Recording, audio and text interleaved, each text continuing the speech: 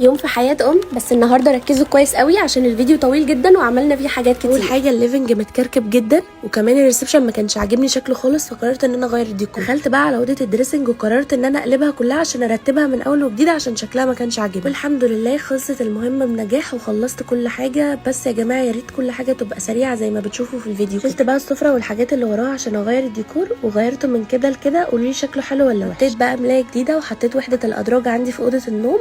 وهنا بقى كانت وصلت الشجره. لاني شخص ما بحبش الروتين ودايما بحب اجدد في بيتي، طلبت شجره جديده من عند روز هاوس، خصوصا انهم عاملين عروض خطيره. وحقيقي مش هتلاقوا مكان احسن من روز هاوس تجيبوا منه كل الاشجار اللي انتوا عايزينها وكل الاشكال اللي تحبوها، وكمان باسعار خطيره. لكم ان تتخيلوا بقى ان سعر الشجره دي 300 جنيه بالبوت والزلط بس. ما اعتقدش انكم هتلاقوا السعر ده بره. الشجره دي برده كنت جايباها من عندها، بس حسيت ان هي زحمه المكان كده، فقررت ان انا استبدلها بشجره اهدى وتخلي المكان شكله شيك كده. انا هسيبكم انتوا تشوفوا الفرق وتقولوا لي حلوه ولا وحشه في الكومنتات. حقيقي قطعه بسيطه بس في بيتك ممكن تغير مودك للاحسن. لو كان حد قال لي من كام سنه كده اني لو جبت حاجه جديده في بيتي هكون مبسوطه بالشكل ده، ما كنتش هصدق. لان اقل حاجه ممكن تبسطك في بيتك وتخلي شكله حلو. انا خلصت الليفنج، وكانت نسومه روح قلبي جات لي.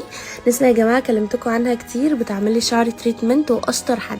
هنا بقى كنا خلصنا ومش بالسرعه اللي انتم متخيلين. كان لازم بعد كل ده اكافئ نفسي، فطلبت كريب، وبصوا عاملين اسمي عليه ازاي. ندخل على الفقره اللي انا مستنياها من اول اليوم بجد، وبدات بقى ان انا احط الروتين كده علشان ادلع طبعا نفسي. بعد اليوم الطويل ده كان لازم البس بيجامه جديده علشان اروق على نفسي. وطبعا صاحب البيت بعد اللي شافه قرر ان هو يكافئني وجاب لي بان كيك، وانا كمان عملت له سموزي بطيخ خطير. ما نسيتش طبعا وردوده عملت لها سموزي بطيخ، وقعدنا كده نتفرج على التلفزيون شويه، وبكده اليوم بتاعنا خلص.